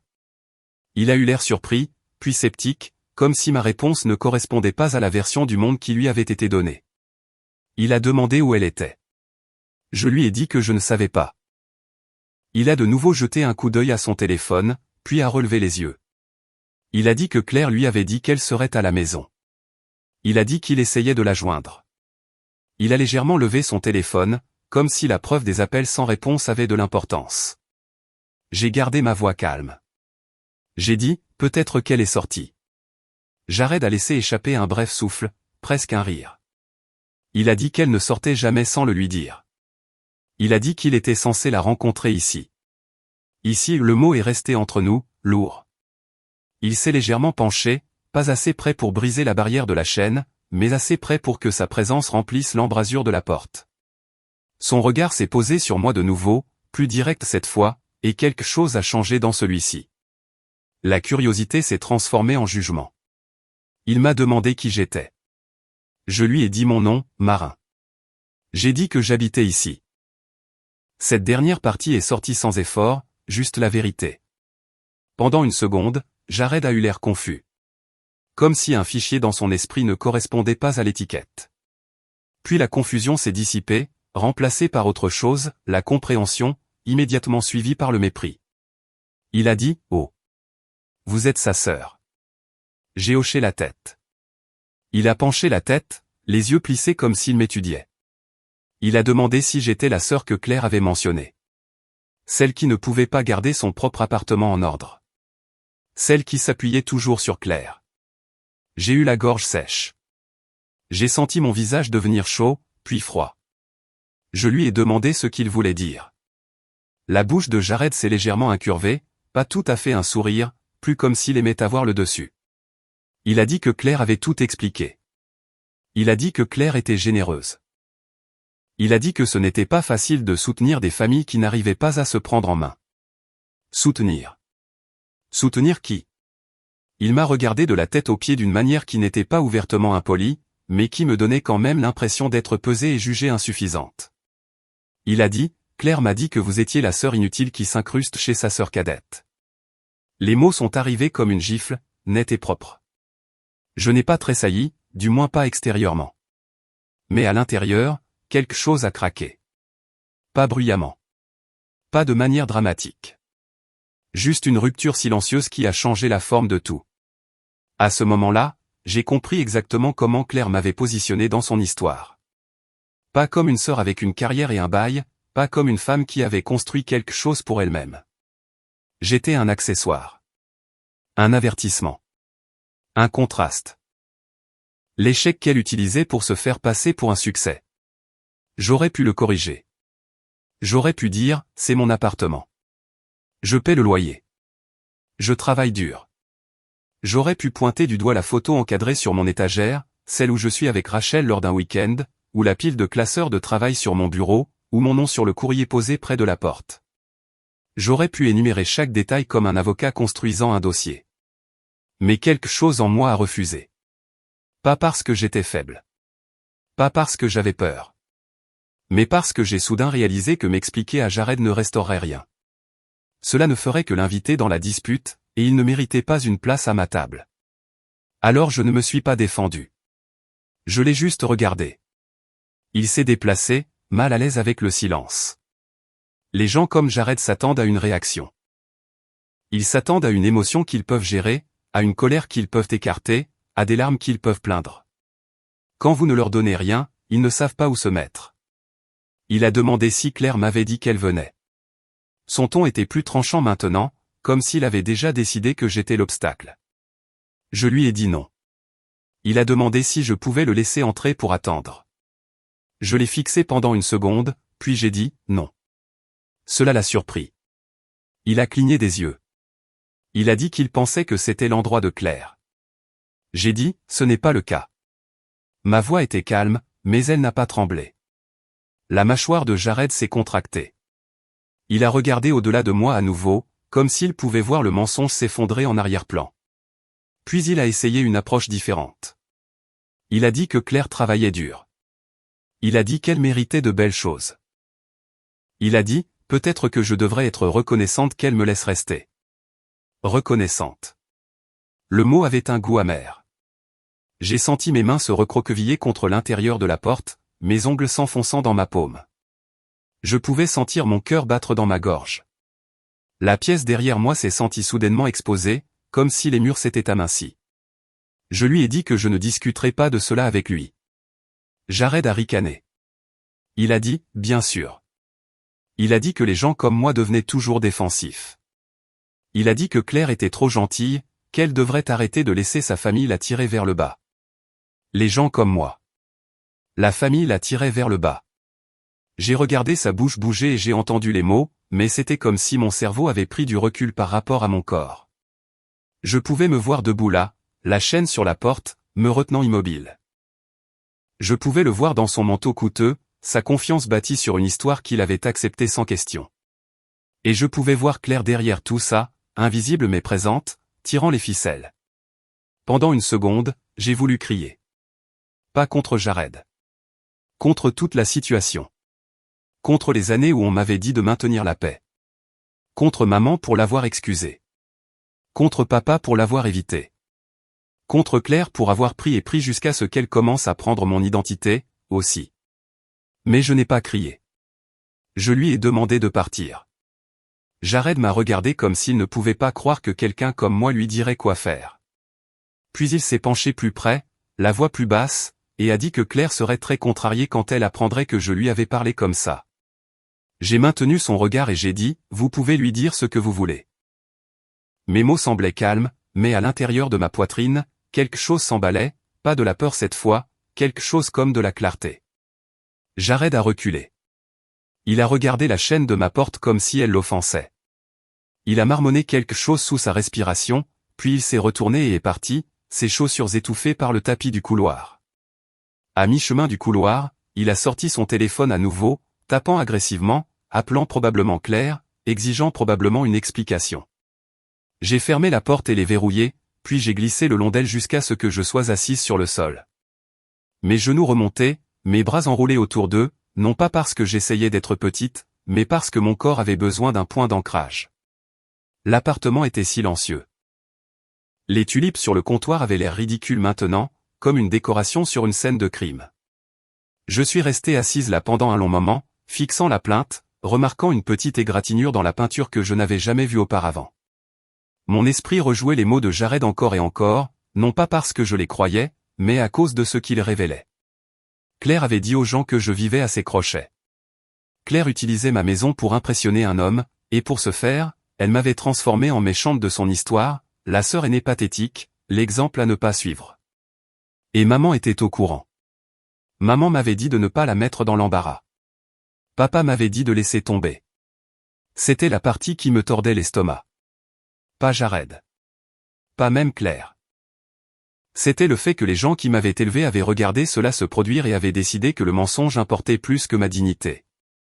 Au bout d'un moment, je me suis levé et j'ai traversé mon appartement à nouveau. Cette fois, je l'ai vu différemment. Les coussins bien rangés n'étaient pas confortables. Ils étaient des preuves. Le magazine n'était pas un hasard. C'était mis en scène. Les tulipes n'étaient pas un cadeau. Elles étaient un accessoire. Mon appartement avait été préparé, et j'avais été effacé du scénario. Je suis allé dans ma chambre et j'ai ouvert mon placard, passant mes doigts sur mes manteaux, mes pulls, les choses qui m'avaient accompagné à travers les hivers et les années difficiles et les matins précoces. Je me suis senti soudainement fatigué, épuisé, le genre de fatigue qui vient quand on réalise qu'on s'est battu pour le respect dans un endroit qui n'a jamais été construit pour le donner. Je me suis assise au bord de mon lit et j'ai fixé le mur, écoutant ma propre respiration. Je n'ai pas pleuré. Pas encore. J'étais trop abasourdi pour les larmes. Ce que je ressentais était un lent et lourd enfoncement, comme si quelque chose d'important était tombé en moi et avait laissé un vide. Ce fut le jour où j'ai été effacé, non pas parce que Jared a cru un mensonge, mais parce que Claire avait été assez confiante pour le raconter, et parce que mes parents avaient été assez à l'aise pour le protéger. Au moment où le soleil s'est couché, mes mains ont cessé de trembler, mais le calme qui l'a remplacé n'était pas paisible. C'était résolu, en faisant son premier pas silencieux. Je ne savais pas exactement ce que j'allais faire, pas encore. Je savais juste que je ne me tiendrais plus jamais dans mon propre pas de porte pour être traité comme si je n'y avais pas ma place. Je suis allé à la cuisine, j'ai versé un verre d'eau et je l'ai bu lentement, comme si j'essayais d'enseigner à mon corps qu'il était toujours sûr d'exister dans cet espace. Puis je me suis assise à ma table et j'ai fixé la porte, attendant le prochain son, le prochain tour de clé, le prochain acte dans la performance de Claire, parce que maintenant je comprenais la vérité. Elle n'allait pas s'arrêter tant que quelque chose ne l'y forcerait pas. Je l'ai appris à la dure, dans les heures qui ont suivi le départ de Jared, lorsque mon téléphone s'est illuminé avec le nom de Claire encore et encore. Je n'ai pas répondu au début. Je suis resté assise à ma table de cuisine, regardant l'écran vibrer et s'éteindre, comme un battement de cœur qui n'était pas le mien. L'air dans mon appartement était trop immobile, le genre de calme qui vient après une tempête, quand on attend de voir ce qui a été détruit. Quand j'ai finalement décroché, je n'ai pas dit bonjour. Claire s'est lancée comme si elle avait répété. Elle a exigé de savoir ce que j'avais dit à Jared. Elle a exigé de savoir pourquoi j'étais difficile. Elle a dit que je l'avais mise dans l'embarras, comme si c'était le vrai crime. Pas le mensonge. Pas la clé. Pas le fait qu'un étranger se soit tenu à ma porte et m'ait traité d'inutile de tout son cœur parce qu'elle lui avait soufflé ce mot. Je lui ai dit que je ne discutais pas de sa relation avec des étrangers dans ma maison. Je lui ai dit que Jared s'était présenté sans être invité. Je lui ai dit qu'il m'avait insulté. Claire a eu un petit rire aigu, le même qu'elle utilisait quand nous étions enfants et qu'elle savait qu'elle s'en était tirée. Elle a dit qu'il était juste protecteur. Elle a dit qu'il ne le pensait pas comme ça. Elle a dit que si je n'avais pas agi bizarrement, rien de tout cela ne serait arrivé. J'ai senti ma mâchoire se serrer. Je lui ai demandé si elle lui avait dit que l'appartement était le sien. Il y a eu une pause, puis elle a dit que ce n'était pas grave. Elle a dit qu'elle essayait de se construire une vie. Elle a dit que je devrais être heureuse pour elle. Elle a dit que Jared avait des standards et qu'elle n'allait pas se présenter en ayant l'air de n'avoir rien. Je lui ai demandé ce que j'étais censé être dans cette histoire. Le rien sur lequel elle marchait. La voix de Claire s'est durcie. Elle a dit que je ramenais toujours tout à moi. Elle a dit que j'étais jalouse. Elle a dit que j'avais toujours été jalouse parce qu'elle était la plus amusante et que j'étais la plus responsable, comme si la responsabilité était une sorte de défaut. Elle m'a dit que je devais me détendre, arrêter d'agir comme une victime, arrêter de surréagir. J'ai mis fin à l'appel avant que ma voix ne fasse quelque chose que je ne pourrais pas annuler. Mes mains tremblaient à nouveau. Pas de peur cette fois. De la colère. Du chagrin. Quelque chose entre les deux. J'ai marché jusqu'à ma fenêtre et j'ai regardé la ville, les gens marchant sur le trottoir en bas, portant des courses, promenant des chiens, vivant des vies ordinaires. Pendant un instant, je me suis senti séparé d'eux, comme s'ils étaient de l'autre côté d'une vitre épaisse. Je me suis demandé combien d'entre eux rentraient chez eux dans des endroits qui étaient vraiment les leurs, des endroits où la serrure signifiait quelque chose. Ce soir-là, je suis allé chez mes parents parce que j'avais besoin de le dire à voix haute aux deux personnes qui avaient créé ce désordre et continuaient d'insister sur le fait que c'était de l'amour. Maman a ouvert la porte comme si elle m'attendait, son visage déjà figé dans cette expression qui dit « Je ne suis pas là pour écouter, je suis là pour gérer ». Elle m'a fait entrer, parlant trop vite, me disant que Claire était contrariée, me disant que Jared était contrarié, me disant que j'avais causé une scène. Elle l'a dit comme si j'avais renversé un verre au dîner, et non comme si ma sœur avait construit tout un mensonge sur mon dos. Papa était dans le salon, assis dans son fauteuil habituel, la télévision à faible volume. Il a levé les yeux quand je suis entré, puis a regardé ses mains à nouveau.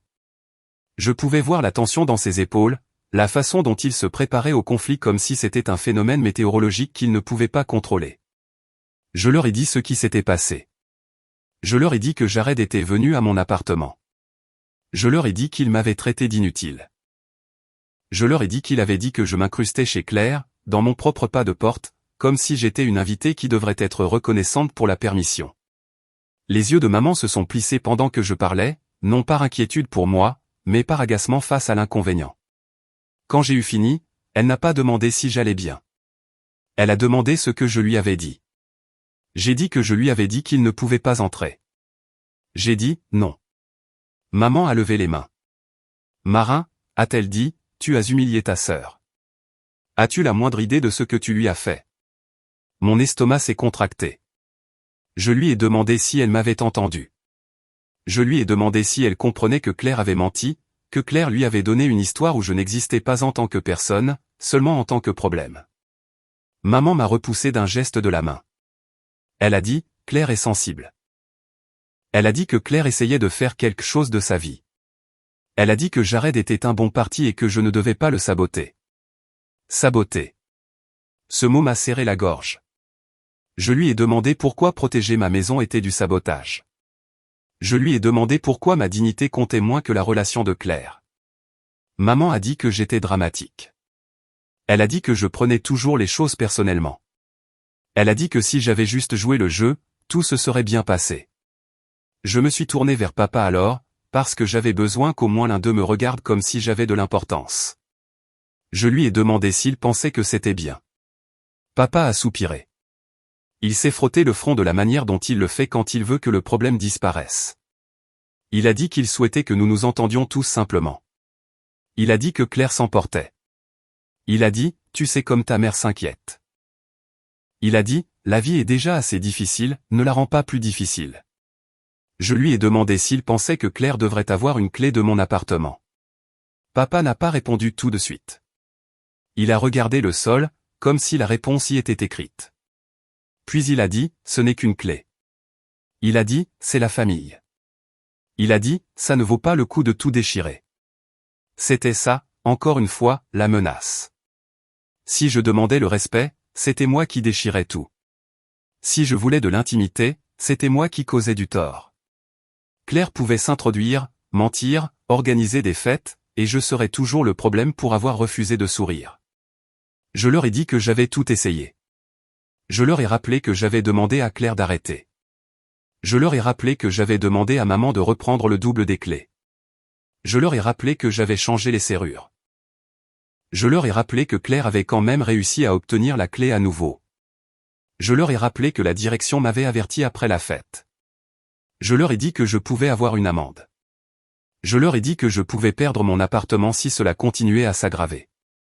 Maman a ricané comme si une amende était imaginaire. Elle a dit, l'immeuble ne ferait rien de grave. Elle a dit, j'y pensais trop. Je lui ai demandé si elle dirait ça si son nom était sur le bail. Le visage de maman est devenu rouge. Elle a dit, peu importe le nom qui est sur le bail, parce que vous êtes la famille. Elle a dit, un bout de papier ne signifie pas que tu as le droit d'exclure les gens.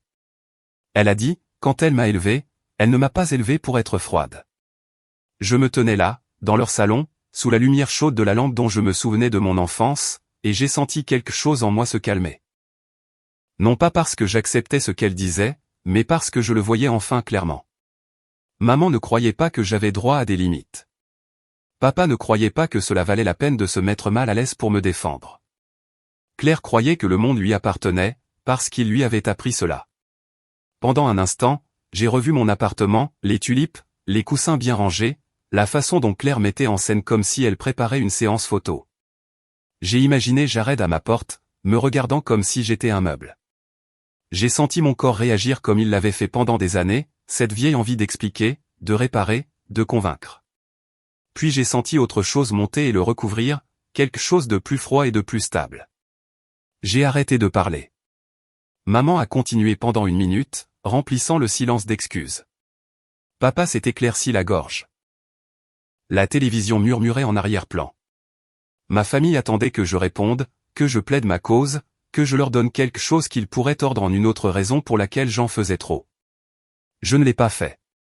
J'ai hoché la tête une fois, lentement, comme si j'acquiesçais à la fin d'une conversation qui avait eu lieu toute ma vie. Maman m'a demandé si j'écoutais au moins. J'ai dit que oui. Papa a finalement levé les yeux. Son regard a croisé le mien pendant un bref instant, et j'y ai vu quelque chose comme du regret, mais c'était trop petit et trop tard. Il a ouvert la bouche comme s'il allait dire quelque chose. Puis il a regardé ailleurs. C'est ce silence qui a tout décidé. Ce n'était pas le genre de silence qui se produit quand les gens ne savent pas quoi dire. C'était celui qui se produit quand ils savent, et choisissent de ne pas le faire. Je suis parti peu après. Maman m'a appelé, me disant d'appeler Claire et d'arranger les choses. Papa m'a dit de conduire prudemment. Personne ne s'est excusé. Personne n'a proposé de reprendre la clé. Personne n'a dit qu'ils allaient arranger les choses. Dans ma voiture, je suis resté assise sur l'allée pendant une longue minute avant d'allumer le moteur. Mes mains étaient fermes sur le volant. Mon visage était engourdi. J'ai réalisé que je ne pleurais pas. J'avais passé tant d'années à essayer d'amener ma famille à me voir, et en une nuit, j'ai finalement accepté qu'ils me voyaient. Ils n'accordaient tout simplement aucune valeur à ce qu'ils voyaient. Sur le chemin du retour vers Boston, les rues semblaient les mêmes, les bâtiments illuminés, la circulation en mouvement, les gens vivant leur vie. Mais je me sentais différente. J'avais l'impression de marcher avec un espoir que je ne pouvais pas me permettre, et qu'il m'avait maintenant été enlevé, laissant derrière lui un vide net et clair. Quand je suis arrivé chez moi, je ne suis pas allé directement à l'intérieur. Je me suis tenu devant mon immeuble, les clés à la main, et j'ai regardé mes fenêtres. La lumière était éteinte, les stores à moitié fermés, la forme de mon salon à peine visible. J'ai réfléchi à ce que cela ferait de continuer à vivre comme ça, toujours sur mes gardes, attendant toujours la prochaine intrusion, la prochaine excuse, la prochaine leçon sur la famille. J'ai pensé à quel point j'étais fatigué. Puis j'ai pensé à la seule chose avec laquelle ma famille ne pouvait pas argumenter, la distance. Pas une conversation. Pas une autre discussion sur les limites. Pas une autre promesse qui serait rompue dès que Claire s'ennuierait. Une vraie distance. Je suis monté et je suis entré, mais je n'ai pas allumé de musique, ni versé un verre de vin, ni fait quoi que ce soit qui ressemblait à du réconfort. Je me suis assise à ma table, mon ordinateur portable fermé devant moi, et je l'ai fixé, laissant le silence s'installer autour de ma décision. Déménager n'était pas quelque chose que je voulais. C'était quelque chose à quoi j'étais forcé, une fois rejeté après l'autre. J'ai pris une profonde inspiration et j'ai tendu la main vers mon ordinateur portable. Je n'étais pas prête à agir tout de suite, pas à cette seconde, mais j'étais prête à arrêter d'attendre qu'il change. Et c'était le premier pas. Je ne l'ai pas annoncé. Je n'ai menacé personne avec ça. Je n'ai même pas prononcé le mot à voix haute au début.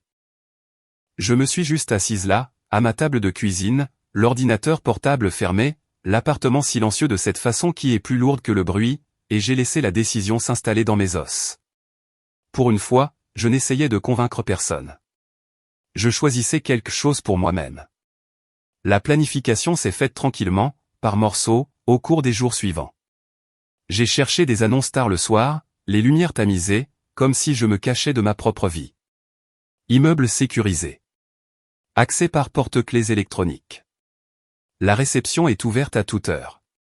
Caméra dans les couloirs. Ascenseur qui ne bougeait pas sans autorisation. J'ai lu chaque détail lentement, attentivement, comme on lit quelque chose quand on sait que ça pourrait nous sauver. J'ai trouvé un endroit à l'autre bout de la ville, toujours à Boston, mais assez loin pour que cela ressemble à un autre monde. Un immeuble plus récent avec des murs épais et un hall qui sentait la pierre propre au lieu du vieux tapis. Le genre d'endroit où personne ne pouvait s'introduire juste parce qu'il connaissait votre mère. J'ai visité pendant ma pause déjeuner, marchant dans l'espace, les mains jointes derrière le dos, imaginant le silence. Imaginant rentrer à la maison sans me préparer à l'attaque. J'ai signé le bail le jour même. Cette nuit-là, j'ai appelé Rachel. Je ne lui ai pas raconté toute l'histoire. Je n'en avais pas besoin. J'ai juste dit que je déménageais et que j'avais besoin d'aide, tranquillement. Elle n'a pas posé de questions. Elle a dit qu'elle serait là. Luc a offert la même chose quand je lui ai envoyé un SMS, un simple message lui demandant s'il pouvait m'aider à déménager quelques affaires après minuit. Il a répondu par un seul mot, toujours. Je n'ai pas prévenu mes parents. Je n'ai pas prévenu Claire. Je n'ai même pas prévenu mes collègues au-delà de dire que je pourrais être hors ligne pendant un jour ou deux. Il ne s'agissait pas de disparaître de manière dramatique. Il s'agissait de partir sans donner à quiconque la chance d'interférer. J'ai emballé lentement, délibérément. Pas tout. Juste ce qui comptait, les vêtements que j'aimais, les livres qui m'avaient aidé à traverser des années difficiles, la photo encadrée de Rachel et moi riant sur une plage balayée par le vent. J'ai laissé derrière moi tout ce qui ressemblait à une obligation, la tasse que maman m'avait donnée parce qu'elle pensait qu'elle me convenait mieux que celle que j'aimais, le coussin que Claire prétendait être fondamentalement le sien parce qu'elle l'aimait tant, la chaise supplémentaire que papa insistait pour que j'aie au cas où des gens viendraient. Je ne voulais rien qui puisse être utilisé comme excuse pour venir me chercher. La nuit du déménagement, Rachel et Luc sont arrivés juste après 23 heures, tous deux vêtus de sweat à capuche sombre comme si nous planifions quelque chose d'illégal. Le couloir était silencieux, la plupart des occupants de l'immeuble dormaient, les lumières tamisées à ce jaune doux destinées à décourager les attroupements. Nous avons parlé à voix basse, plus par instinct que par nécessité. Rachel m'a demandé si j'allais bien. J'ai hoché la tête. Luc m'a tendu un rouleau de ruban adhésif sans un mot. Il y avait du réconfort là-dedans, dans les gens qui n'avaient pas besoin d'explications pour se manifester. Nous avons travaillé rapidement. Les cartons empilés. Les sacs transportés. Chaque aller-retour dans le couloir ressemblait à une petite libération. Ma vie s'en va petit à petit, non pas dans le chaos, mais avec intention. À un moment donné, je me suis arrêté et j'ai regardé mon appartement, presque vide maintenant, et j'ai ressenti un étrange mélange de chagrin et de soulagement. Cet endroit avait été le mien autrefois. Ou du moins, il aurait dû l'être. Le camion de déménagement tournait au ralenti à l'extérieur, moteur bas et régulier. Nous avons tout chargé dans le noir, l'air nocturne frais sur ma peau. Lorsque le dernier carton a été à l'intérieur, Luc a fermé la porte du camion doucement, comme s'il ne voulait pas réveiller l'immeuble. Rachel m'a serré la main. « Tu fais la bonne chose », a-t-elle dit. Je l'ai cru. Avant de partir, je suis remonté une dernière fois. L'appartement résonnait maintenant, mur nu, sol propre et vide. Je me suis tenu au milieu du salon et j'ai écouté. Pas de musique. Pas de voix. Juste le bourdonnement de l'immeuble et ma propre respiration. J'ai marché jusqu'à la porte et j'ai sorti la clé de rechange de mon sac, celle que maman avait insisté pour redonner à Claire. Je l'ai placée dans une enveloppe avec le nom de mon propriétaire dessus et je l'ai glissée dans la fente du bureau en bas en sortant. Pas de mots. Pas d'explication. Juste un retour. Le nouvel immeuble m'a accueilli avec une efficacité silencieuse. Le personnel de nuit a vérifié mon identification, m'a remis un élégant porte-clés électronique noir et m'a souhaité la bienvenue par mon nom. Cette petite courtoisie a failli me faire pleurer. Être reconnu sans être revendiqué. Être confirmé sans être envahi. Quand je suis entré dans mon nouvel appartement, la porte s'est refermée derrière moi avec un son qui semblait définitif de la meilleure façon possible. Je suis resté là dans le noir un instant, puis j'ai allumé la lumière. L'espace était propre, neutre, intact. Pas d'histoire encore. Pas d'empreintes digitales autres que les miennes. Les premiers jours ont été presque troublants dans leur calme. J'ai gardé mon téléphone en mode silencieux et face cachée. J'ai dormi profondément, sans me réveiller à chaque bruit. J'ai cuisiné et laissé les choses exactement où je les avais mises, puis je suis revenu les trouver inchangées. J'ai marché dans les couloirs et j'ai fait un signe de tête à des inconnus qui ne connaissaient pas mon nom, qui ne connaissaient pas ma famille, qui n'avaient aucune attente de moi. Ce n'était pas fuir. C'était choisir la sécurité. C'était choisir une vie où la serrure signifiait quelque chose. Je ne me sentais pas victorieuse. Je me sentais stable. Et dans cette stabilité, j'ai attendu, sachant que le calme ne durerait pas éternellement. La 4e nuit dans mon nouvel appartement, je me suis endormi plus vite que je ne l'avais fait depuis des années. Non pas parce que j'étais épuisé, bien que je l'étais, mais parce que mon corps croyait enfin qu'il était en sécurité. L'immeuble bourdonnait doucement, un son bas et régulier qui ressemblait plus à une protection qu'à du bruit. L'air sentait le propre et le neutre, pas la cuisine ou le parfum de quelqu'un d'autre, juste le vide tranquille d'un espace qui devenait encore le mien. J'ai laissé une petite lampe dans le salon. Je me suis dit que c'était parce que j'aimais la façon dont la lumière réchauffait le bois franc, mais si j'étais honnête, c'était parce qu'une partie de moi croyait encore que la lumière signifiait le contrôle. Je me suis tourné sur le côté et j'ai pensé à rien en particulier. Ni à Claire. Ni à maman. Ni à papa. Ni à l'appartement que j'avais laissé derrière moi. Juste le simple confort de mon oreiller sentant mon propre shampoing. Mes épaules se sont relâchées. Ma mâchoire était desserrée. Je me suis assoupi sans me préparer à l'impact. Puis un son a interrompu mon sommeil. Au début, il ne s'est pas enregistré. Un gazouillis aigu et insistant qui n'appartenait pas à un rêve. Il pulsait selon un rythme qui semblait faux, trop urgent pour être ignoré. Mes yeux se sont ouverts sur l'obscurité, mon cœur s'accélérant déjà avant que mon esprit ne comprenne. Le son n'était pas à l'intérieur de mon appartement. L'immeuble était silencieux. C'était mon téléphone. Je l'ai attrapé sur la table de nuit, plissant les yeux contre la luminosité soudaine de l'écran. Appel manqué. Notifications empilées les unes sur les autres. Une icône de message vocal clignotante. L'heure indiquait 3h07 du matin. Pendant quelques secondes, mon esprit est resté vide. J'ai pensé que c'était peut-être le travail, une urgence qui ne pouvait pas attendre le jour. Puis j'ai vu le numéro, inconnu. Il a sonné à nouveau immédiatement. J'ai failli le laisser sonner. J'ai failli retourner le téléphone face cachée et me dire que ce n'était plus ma responsabilité. Puis je l'ai entendu, faible mais indubitable, saignant à travers le haut-parleur avant même que je réponde, des sirènes. Pas près de moi. Près de quelque chose que je connaissais. J'ai répondu, ma voix rauque de sommeil, et j'ai dit, allô. La voix à l'autre bout était calme et professionnelle. On m'a demandé si j'étais Marin Brox. Entendre mon nom prononcé comme ça à 3h07 du matin a fait vaciller la pièce. J'ai dégluti et j'ai dit, oui. On m'a demandé si j'étais en sécurité. Je me suis assise, la couverture glissant le long de mes jambes, et j'ai jeté un coup d'œil à ma chambre sombre, le contour de ma commode, la porte fermée, le calme. J'ai dit, oui, je suis en sécurité. Il y a eu une pause, mesurée, prudente. Puis on m'a dit qu'il y avait eu un incident à mon ancienne résidence et on m'a demandé si j'y vivais toujours. Ancienne résidence. Les mots étaient trop propres pour ce qu'ils remuaient en moi. J'ai dit, non. J'ai déménagé. Une autre pause. Puis on m'a dit qu'il y avait eu un déclenchement d'alarme et un rapport de tentative d'effraction. La sécurité de l'immeuble a répondu. Le locataire actuel a appelé le 911. Mon cœur a commencé à battre si fort que je pouvais le sentir dans ma gorge. Mon appartement était calme, inchangé, mais mon corps est revenu aux anciens schémas, cette vigilance familière qui ne dormait jamais complètement. J'ai demandé ce qui s'était passé.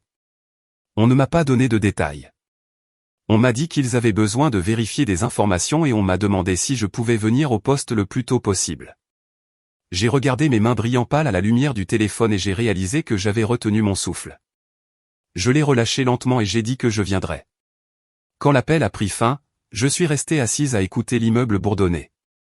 Pas de pas. Pas de voix. Pas de clé tournant dans ma serrure.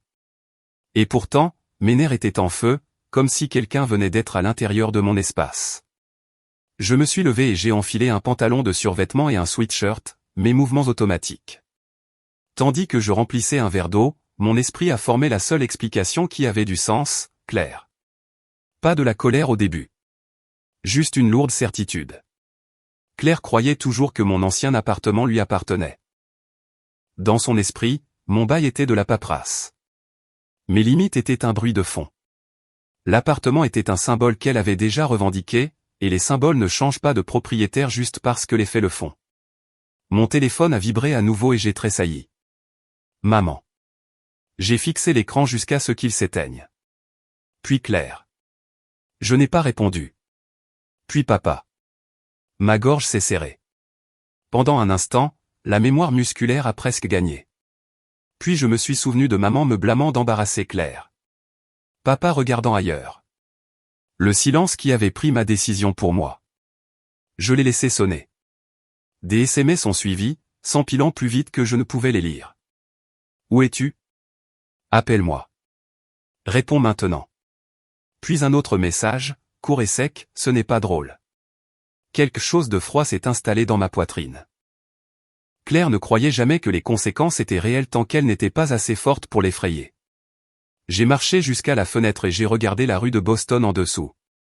Le trottoir mouillé reflétait les lampadaires. Quelque part loin, des sirènes s'estompaient dans la nuit. Mon esprit est revenu à mon ancien immeuble, le couloir, l'éclairage tamisé. J'ai imaginé Claire debout là, confiante, peut-être bien habillée, peut-être tenant son téléphone juste comme il faut. Et Jared à côté d'elle. Parce que cela faisait partie de ça. Claire ne voulait pas seulement l'accès. Elle voulait la preuve. Elle voulait faire un numéro.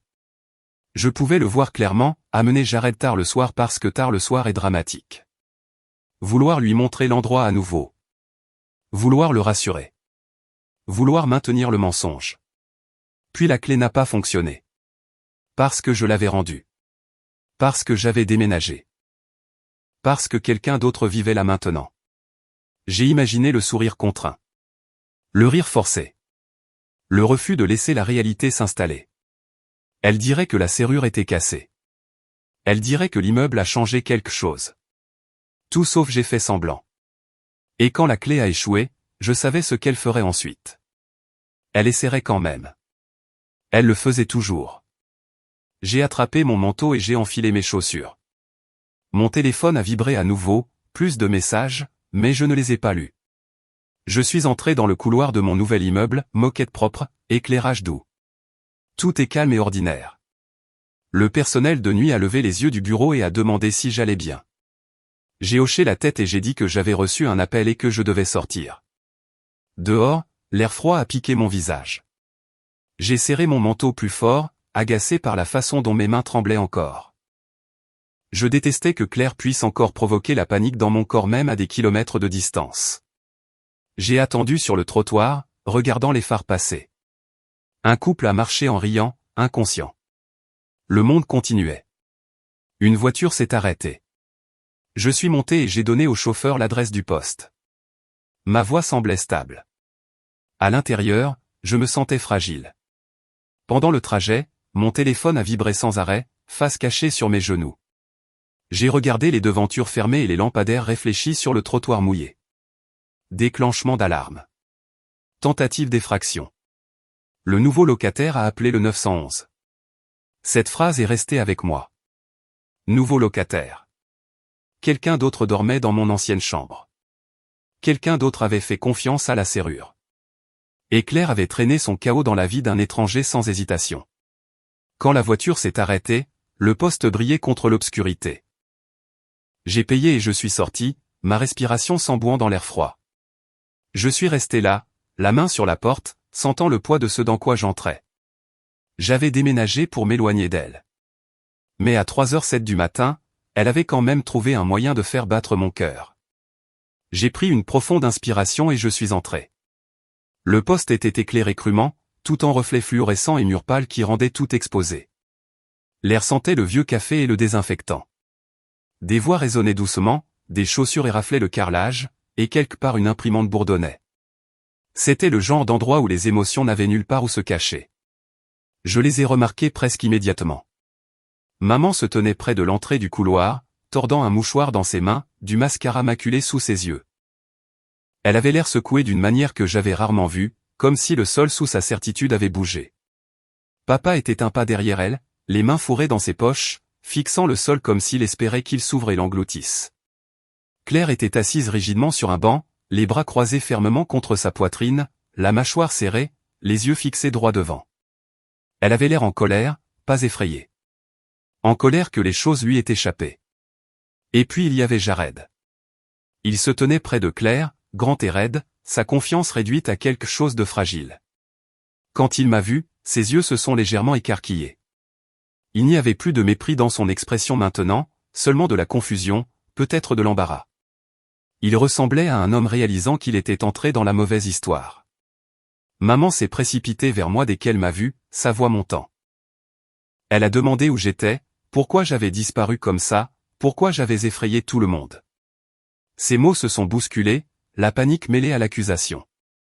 Je ne me suis pas approché d'elle. J'ai dit que j'allais bien. J'ai dit que j'avais déménagé.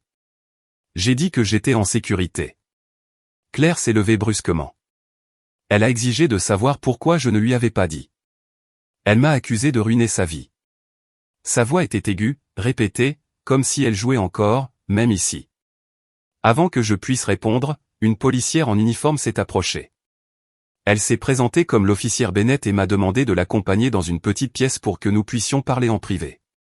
Maman a essayé de suivre, mais l'officière l'a arrêtée doucement et a dit qu'elle avait besoin de me parler seule d'abord. La pièce était simple. Une table. 2 chaises. Une pile de formulaires. Pas de confort, pas de distraction. Juste des faits. L'officière Bennett a demandé si je vivais toujours à mon ancien appartement. J'ai dit non. Je lui ai dit que j'avais déménagé plus tôt dans la semaine. Elle a demandé si j'avais donné à quiconque la permission d'entrer après mon départ. J'ai dit non. Je lui ai dit que j'avais rendu la clé de rechange au propriétaire. Elle a hoché la tête et l'a noté. Elle a demandé si ma sœur y avait déjà vécu. J'ai dit non. J'ai expliqué que Claire avait une clé de rechange pour les urgences, et que j'avais demandé qu'elle me soit rendue, mais que mes parents la lui avaient donnée quand même. Entendre cela dit à voix haute le faisait ressembler exactement à ce que c'était. Pas de l'amour. Pas de l'inquiétude. Un schéma. L'officière Bennett a demandé à quelle fréquence Claire était entrée dans mon appartement sans permission avant que je déménage. J'ai hésité, puis j'ai dit, 23 fois en 6 mois, à ma connaissance. J'ai expliqué comment j'avais commencé à compter après que mon courrier ait été ouvert et mes affaires déplacées. J'ai mentionné la fête, l'avertissement de la direction et les publications sur les réseaux sociaux. Elle a écouté sans interrompre. Puis elle a expliqué ce qui s'était passé cette nuit-là. Le nouveau locataire dormait lorsque l'alarme s'est déclenchée. La sécurité de l'immeuble a répondu en premier et a trouvé 2 personnes essayant d'accéder à l'unité. Effrayé, le locataire a appelé le 911. Des officiers sont arrivés et ont trouvé les membres de ma famille dans le couloir, ainsi qu'un invité, Jared. L'officière Bennett a dit que la tentative d'entrée n'était pas accidentelle.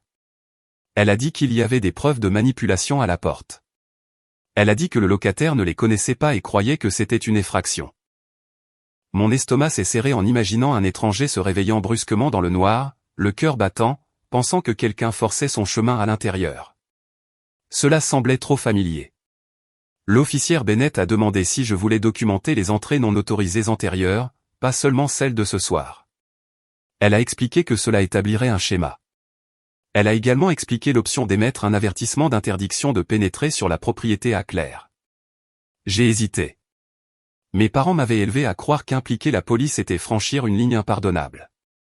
Gardez ça en famille. Ne rendez pas les choses publiques. N'embarrassez personne. Puis je me suis souvenu de Jared à ma porte, me traitant d'inutile. Je me suis souvenu de maman me disant de ne pas faire paraître Claire mal. Je me suis souvenu de papa regardant ailleurs. Je me suis souvenu de nettoyer après une fête que je n'avais pas organisée. J'ai dit, oui. J'ai dit que je voulais que ce soit documenté. Signer le formulaire m'a stabilisé. Les faits ont du poids. Ils ne se plient pas juste parce que quelqu'un le veut. L'officière Bennett a dit qu'elle ferait venir ma famille pour que nous puissions clarifier les étapes suivantes. Quand ils sont entrés dans la pièce, la tension s'est épaissie. Maman a immédiatement commencé à expliquer, disant qu'ils étaient inquiets, disant qu'ils pensaient que j'étais à l'intérieur, disant qu'ils devaient vérifier. Sa voix tremblait, dramatique et urgente. L'officière Bennett a rencontré son regard et a dit, l'inquiétude ne donne pas accès légal. Elle a dit que j'étais une adulte. Elle a dit que la permission comptait. Claire a argumenté ensuite. Elle a dit que ce n'était pas une vraie effraction. Elle a dit qu'elle était déjà venue. Elle a dit que c'était pratiquement chez elle aussi. Pratiquement. L'officière Bennett s'est tournée vers moi et a demandé si j'avais donné à Claire la permission d'entrer après mon déménagement. J'ai dit non. J'ai dit que j'avais rendu la clé. J'ai dit que je n'avais pas partagé ma nouvelle adresse. Maman m'a regardé comme si je l'avais trahi. Elle a demandé pourquoi je faisais ça à ma famille. Elle a dit que je les faisais passer pour des criminels. Papa a finalement parlé. Il a dit qu'il voulait juste savoir si j'allais bien. Je lui ai demandé s'il savait que Claire avait dit à Jared que l'appartement était le sien. Papa a regardé ailleurs. C'était suffisant pour répondre. Jared a parlé doucement alors. Il a dit qu'il ne savait pas. Il a dit que Claire lui avait dit que c'était chez elle. Il a dit qu'il pensait que tout allait bien. Sa voix manquait de la certitude qu'elle portait autrefois. Il a regardé Claire comme si quelque chose d'important s'était fissuré. Claire lui a dit sèchement d'arrêter de parler. L'officière Bennett a expliqué qu'un avertissement d'interdiction de pénétrer sur la propriété pouvait être émis, interdisant formellement à Claire l'accès à la propriété. Elle a dit que ce n'était pas une ordonnance restrictive, mais que cela créait un dossier légal clair. Maman a halté. Papa s'est frotté le front. Claire s'est figée. L'officière Bennett m'a demandé si je voulais que l'avertissement soit émis. J'ai pris une inspiration et j'ai dit « oui ». Maman a commencé à pleurer, de vraies larmes maintenant. Elle a dit qu'elle ne pouvait pas croire que je faisais ça à ma propre sœur. Elle a dit après tout ce qu'ils avaient fait pour moi. Je l'ai regardé et j'ai dit « je n'ai pas appelé la police. J'ai juste arrêté de couvrir ». La pièce est devenue silencieuse. L'officière Bennett a décrit ce qui se passerait ensuite. Claire recevrait l'avertissement d'interdiction de pénétrer sur la propriété. Si elle tentait d'entrer à nouveau, les conséquences s'aggraveraient. Le système s'en occuperait. Claire a signé les documents d'une main tremblante, la colère rayonnant d'elle. C'était la première fois que je la voyais vraiment ébranlée. Lorsque nous avons été congédiés, maman a essayé de me toucher à nouveau, mais j'ai reculé. Je lui ai dit que nous pourrions parler plus tard, pas ici. Claire m'a fusillé du regard comme si elle ne me reconnaissait pas. Papa n'a rien dit. Jared a évité mes yeux, son expression dépouillée d'arrogance. Dehors, l'air froid de Boston a frappé mon visage et a rempli mes poumons. Mon téléphone a vibré dans ma poche, mais je ne l'ai pas vérifié. Je suis resté là un instant, respirant, laissant la nuit me fixer. Je ne me sentais pas victorieuse. Je me sentais claire. Pour la première fois, la vérité n'appartenait pas seulement à moi. Et ça a tout changé. Les jours qui ont suivi ont été plus calmes que ce à quoi je m'attendais. Pas d'une manière dramatique, pas le genre de silence qui résonne dans vos oreilles, mais le calme doux et régulier d'une vie qui n'était plus assiégée. Je suis retourné dans mon nouvel appartement à Boston et j'ai fermé la porte derrière moi, et pour la première fois depuis des mois, le bruit du verrou qui claque a semblé être une réassurance au lieu d'une résistance. Les matins sont devenus quelque chose que j'ai cessé de précipiter. Je me réveillais sans que mon cœur ne saute à chaque petit bruit. J'ai fait du café et j'ai laissé la tasse sur le comptoir, puis je suis revenu une heure plus tard pour la trouver exactement où je l'avais laissée. Aucun tiroir ouvert. Aucun courrier déplacé. Aucune sensation que quelqu'un était passé dans ma vie pendant mon absence. Je n'avais pas réalisé à quel point mon énergie avait été dépensée juste à surveiller l'espace jusqu'à ce que je n'ai plus à le faire. Le travail aussi semblait différent. J'étais plus concentré, moins dispersé. Mon esprit ne dérivait pas constamment vers des questions comme est-ce que Claire est passée aujourd'hui ou est-ce que maman lui a donné une autre excuse. Je pouvais rester assise pendant les réunions sans ce faible bourdonnement d'anxiété qui courait sous tout. Mes collègues l'ont remarqué avant moi. L'un d'eux m'a dit que j'avais l'air reposé. Un autre a dit que j'avais l'air plus légère. J'ai souri et j'ai dit que je venais de déménager, ce qui était vrai à plus d'un titre. Ma famille n'a pas disparu complètement. Ce n'était jamais mon but. Mais la forme de notre relation a changé, et pour une fois, elle a changé selon des termes qui ne m'obligeaient pas à disparaître en moi-même. Nous nous sommes rencontrés uniquement dans des lieux publics après cela, un café près du Common, un dîner tranquille en dehors de la ville. Terrain neutre, où les murs et les témoins rendaient les limites plus faciles à maintenir. Maman était prudente maintenant, comme quelqu'un marchant dans une pièce après que les meubles aient été réarrangés. Elle essayait toujours de pousser parfois, posait toujours des questions qui frôlaient des endroits que j'avais décidé de garder privés, mais elle s'arrêtait net quand je ne répondais pas. Papa écoutait plus qu'il ne parlait. Il évitait toujours les conflits, mais je pouvais voir quelque chose dans ses yeux qui n'y était pas avant, une reconnaissance que le silence lui avait coûté quelque chose. Claire était différente. Elle ne s'est pas excusée. Je ne m'y attendais pas. Mais elle a cessé de se présenter sans prévenir. Elle a cessé de demander des clés. Elle a cessé de traiter ma vie comme une extension de la sienne. La confiance qu'elle portait autrefois si facilement était plus calme maintenant, tempérée par des conséquences qu'elle ne pouvait pas charmer. Nous nous sommes moins parlé, et quand nous l'avons fait, c'était sur la défensive. Il y avait une distance entre nous qui était triste, mais aussi nécessaire. Jared n'a plus été mentionné. Quelle que soit l'illusion que Claire avait bâtie avec mon appartement comme fondation, elle s'était effondrée sous le poids de la réalité. Je n'ai pas posé de questions. Certaines vérités n'ont pas besoin de suivi. La nuit, dans mon nouvel endroit, je m'asseyais parfois sur le canapé avec les lumières tamisées et je pensais à quel point j'avais failli me perdre en essayant de garder tout le monde à l'aise. J'ai pensé à toutes les fois où je me suis dit que ce n'était pas si grave, que j'exagérais, que la famille fait juste les choses différemment. J'ai pensé à la fréquence à laquelle on apprend aux femmes à douter de leurs instincts, surtout lorsque ces instincts demandent de l'espace. La vérité est que je ne suis pas parti parce que j'étais en colère. Je suis parti parce que j'étais fatigué d'être effacé. Protéger ma paix ne m'a pas rendu froide. Cela m'a rendu honnête. Cela m'a montré que les limites ne sont pas des punitions. Ce sont des instructions sur la façon de vous traiter si vous voulez rester dans votre vie. Certaines personnes peuvent les suivre. D'autres se révèlent lorsqu'elles ne le peuvent pas. Je n'ai rien gagné de la manière dont les gens pensent habituellement gagner. Il n'y a pas eu de grande confrontation, pas d'excuses qui ont tout arrangé, pas de moment où tout le monde a soudainement compris. Ce que j'ai gagné était plus calme et plus permanent. J'ai gagné du sommeil. De la concentration. Un sentiment de sécurité qui ne dépendait pas du meilleur comportement de quelqu'un d'autre. Parfois, la guérison ressemble à un drame. Parfois, elle ressemble à une porte verrouillée qui reste verrouillée. Je vis toujours à Boston.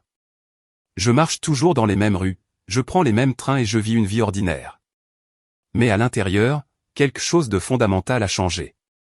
Je ne m'explique plus à des personnes qui bénéficient de me mal comprendre. Je ne confonds plus la tolérance avec l'amour.